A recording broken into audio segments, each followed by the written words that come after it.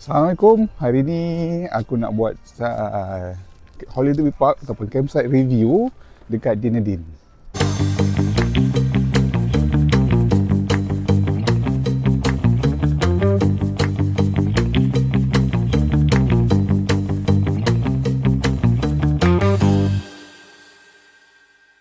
Ini adalah holiday park Dunedin Holiday Park. Dunedin ni satu bandar dekat belah-belah coastline, antara bandar yang terbesar lah selepas Christchurch. So dia berdekatan dengan lautan kat sini. Nanti kita bawa tour So daripada jalan besar ni kita akan nampak signboard. So kita akan masuk dekat sini. Sini dia punya nak pergi ke reception seperti biasa. So dekat sini dikelilingi oleh kawasan perumahan actually. Sini ada park, aku rasa yang ni park, public park yang mana semua orang boleh pakai. So masuk sini, dekat sini dia tak ada palang macam seperti biasa punya holiday park. Biasa kita boleh masuk saja, tapi ada security, jangan risau. So ini dia punya reception area. Okay, kat belah kanan ni ada playground lah untuk kanak-kanak. Okay, ni reception area. Sebelum korang check in, korang kena jumpa dia punya pegawai ni lah. Dekat sini pun dia ada tulis map.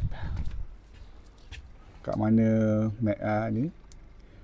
Nanti dia akan bekalkan satu map yang macam ni lah.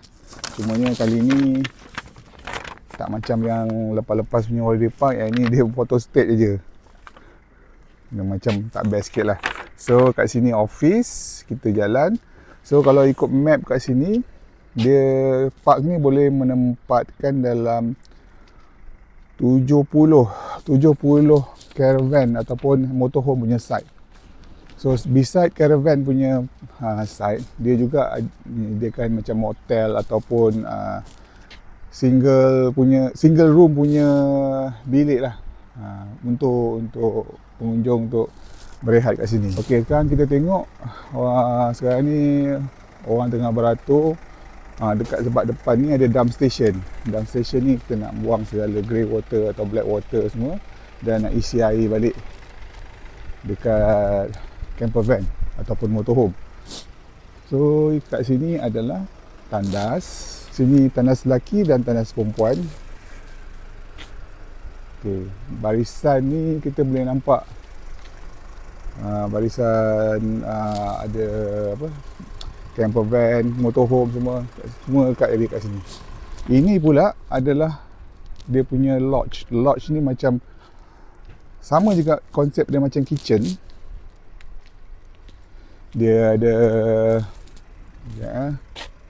kursi belah sana, dia ada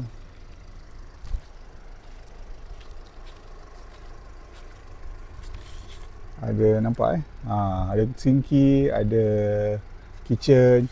Cumanya lodge ni hanya boleh digunakan oleh orang yang menyewa kabin, lodge guest sahaja. Untuk yang sebab yang ini kita kena dia ada kunci. Untuk camper van ataupun motorhome, dia ada another kitchen yang kita boleh pakai dekat nanti sebelah sana.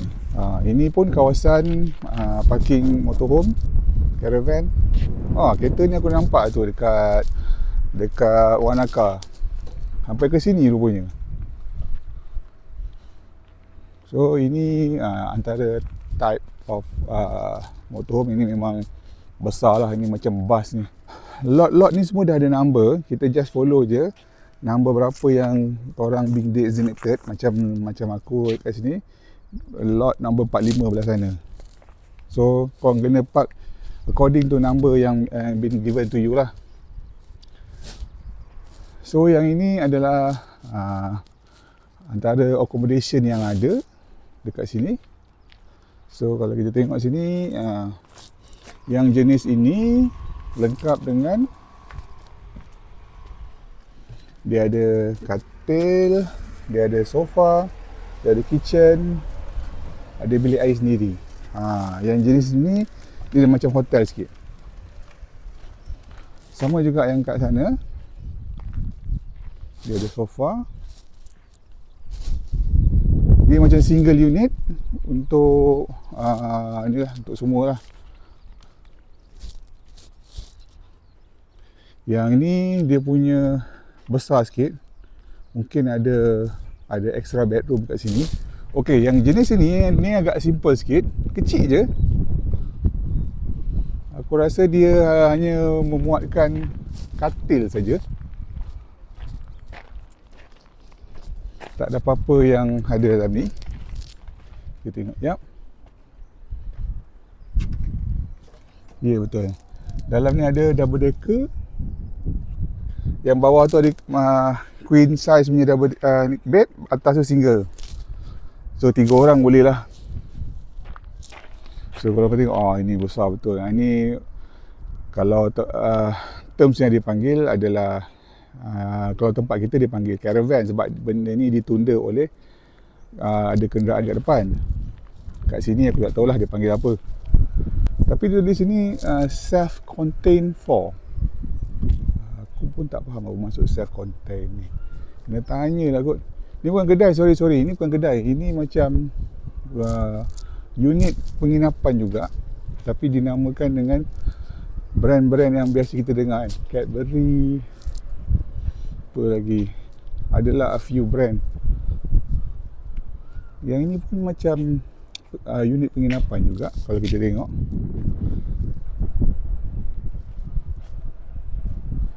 Ni ada meja. Okay, this one ada bilik, ada mate. What does it mean by self-contained? Self-contained means the units with your own toilet showers. Okay. Oh, there are unit without showers. Yeah, so those cabins are like without toilet showers. They have to share the common toilet. So, Alright, thank you. So, dapatlah. Self-contained ni maksudnya dia sekali dengan shower. Yang lain tu, ada yang belah sana tu dia tak ada shower. Tu maksud dia. Aku pun baru tahu. Okay, kita jalan. Kalau kita tengok kat sini, nampak ni. Dia ada queen, dia ada single, dia ada toilet. Lepas tu sini ada simple punya kitchen dengan sinki lah. Okey, yang ini kot. Yang ini memang tak ada shower. Dia hanya ada bed. Ni dia boleh menempatkan 4 ni. Oh, ni queen. Single 5 orang boleh duduk dalam ni. Dan dia hanya ada kantil. Tempat tidur je.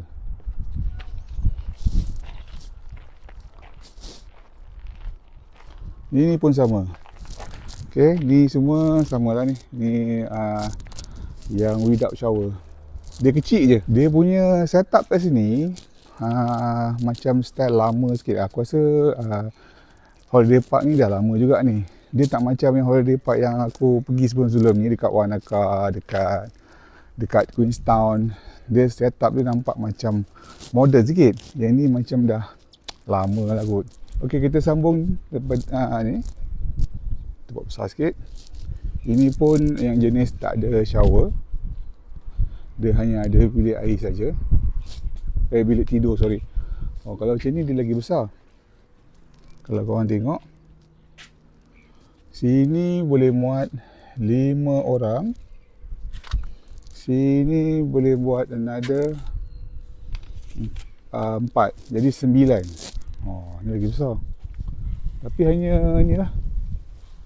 Hanya tempat tidur sajalah. Okey, yang ini depan ni dia punya common area. Common area ni dia ada dia ada toilet, dia ada shower, TV lounge dengan kitchen. Ini barbecue area. Jom kita masuk. So ini dia punya TV lounge. Okay, siapa pandai main piano boleh main piano. Besar juga. Yang ni toilet perempuan. Yang ni toilet lelaki. Okey, korang akan dibekalkan dengan pin code untuk memasuki toilet. Maybe sebab kat sini dekat kawasan pantai, dia nak basically nak restrict lah access. Jadi public datang sini nak share toilet kan, jadi ramai pula orang datang sini kan. So dia bekalkan dengan pin code untuk masuk tandas. Okay, ni area kitchen. Sama je setup dia. Okey, yang tak bestnya, kitchen ni dia tutup pukul 9. Macam semalam, aku sampai kat sini dekat pukul 10. Konon-konon aku nak masak kat sini lah. Tengok kitchen dia tutup pukul 9. Sebab kalau ikut lain-lain punya holiday park tu, kitchen tu dia buka 24 jam. Kat sini ni dia ada tutup sampai pukul 9 malam. Aku tak tahulah apa sebab dia. Mungkin adalah kot. Adalah sebabnya. So basically itulah guys, sedikit sebanyak tentang Dunedin Holiday Park. Segala informasi secara detail, harga ke contact person, korang boleh pergi like kat website dia dan dia punya social media platform. So harap video ini memberi manfaat dan memberi sedikit gambaran dan info tentang Dunedin Holiday Park. Manalah tahu korang ada plan nak pergi ke sini. So at least video ni boleh tunjuklah apa benda yang ada dalam Dunedin Holiday Park. Okey, kita jumpa di video yang akan datang. Bye.